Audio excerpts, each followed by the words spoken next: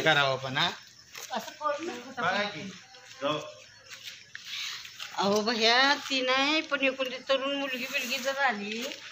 अशी आणि अचानक जर शिरली तर पुरगीचं काळीच तुटून पुरगी तिथं संपल की चेष्टा आहे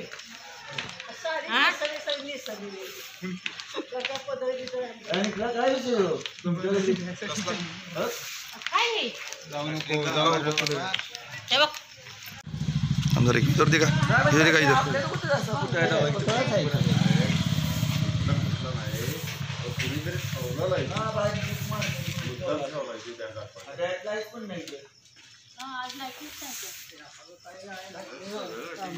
साडी बिडी घालून त्याला बस